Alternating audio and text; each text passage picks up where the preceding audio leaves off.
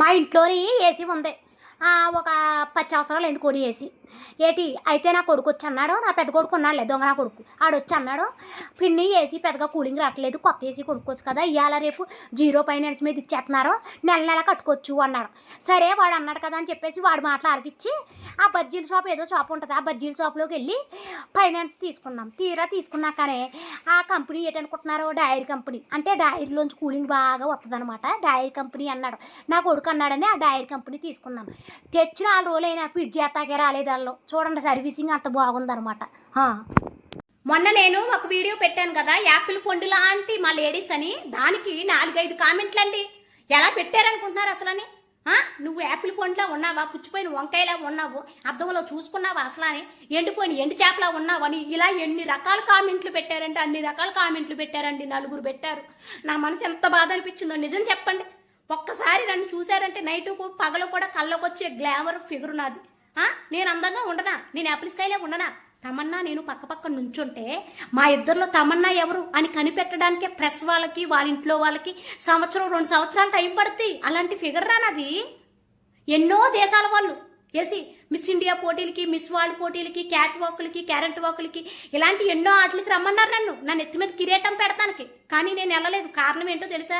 ఇగో మీకులాంటి వాళ్ళు ఇలా కామెంట్లు చేస్తారని వెళ్ళలేదు. నాలో ఉన్న టాలెంట్ నేనే తొక్కేసుకుంటున్నాను తెలుసా? అందుకే ఈ మధ్యలో మానక్షోభకు గురైపోయి నా మనోభావాలు దెబ్బతని. గిరి ఎంకమ్మోళ్ళదేదో పంచాయతీ ఉందంట కదా, అసలు ఊళ్ళో పెద్ద మనిషిగా పోయేందో చూసిరా పోసారి. పోతే గానీ చాయ్ పెట్టుకుని రాబో కొంచెం. నీకు చేతులు లేవా? చేతులున్నాయిగా, పెట్టుకొని తాగు పో. పంచాయతీ కాడికి పోతే ఇదే అంటారు, నీ ఇంట్లో నీ పిల్లమే నేను మాట్లాడినది, నువ్వేంద్రా మాకు చెప్పేదాన్ని. ఎక్స్క్యూజ్ మీ, చెప్పండి. ఈ ఫోన్ కి నైట్ అంతా ఛార్జింగ్ పెట్టినా కూడా అసలు ఎక్కట్లేదు, ఏమైందో కొంచెం చూడరా? అయ్యో మేడం, నైట్ మొత్తం అట్లా ఛార్జింగ్ పెడితే బ్యాటరీ ఖరాబ్ అవుతుంది. నాకు ఆ మాత్రం కూడా తెలియదు అనుకుంటున్నారా? అందుకే బ్యాటరీ తీసి ఛార్జింగ్ పెట్టినా.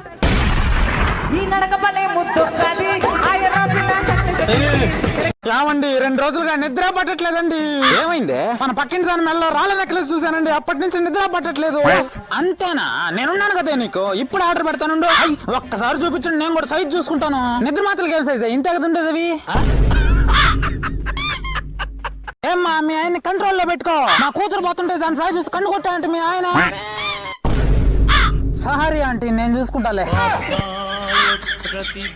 ఇప్పుడు కొట్టు కన్ను. సారీ అమ్మా, నేను కన్ఫ్యూజ్ అయ్యాను. కన్ను కొట్టింది మీ ఆయన కాదంటే మీ పక్కింటి ఆయన. ముందే చెప్పుండాలి కదా ఆంటీ. అమ్మా, నేను ప్రేమించి పెళ్లి చేసుకున్నానమ్మా, ఈవిడేనమ్మా మీ కోడలు. మళ్ళా తాగిచ్చినాడు. అత్తమ్మ కాళ్ళు మొక్కల బంగారం, లవ్ యూ రా. ఏమే రమ్య, ఈ రోజు నీ బాయ్ ఫ్రెండ్ వేరే దాంతో తిరగడం చూసానే. రమేష్ వెంకటేష్, రమేష్ బాబా, రమేష్ కుమారా, రమేష్ కుమారు. బొచ్చున్నోడా బొచ్చులేనోడా? లేనోడే. ఈ అబ్బాయిలు అస్సలు లాయలుగా ఉండరు.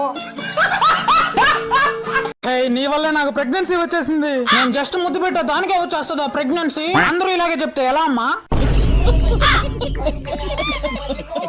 డాక్టర్ గారు ఒక పని పెరకాలి, కానీ నా దగ్గర కేవలం 5 మినిట్స్ మాత్రం టైం ఉంది.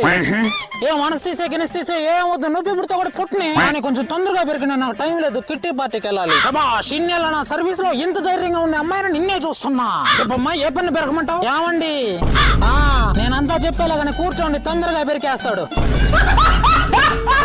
హే ప్రభు, ఈ రోజు మన రాజ్యంలో లక్ష్మి పోలుకులతో ఉండే ఒక యువకుని చూశాను. ఏది ఒకసారి పిలిపించండి. మహారాజుకు వందనాలు.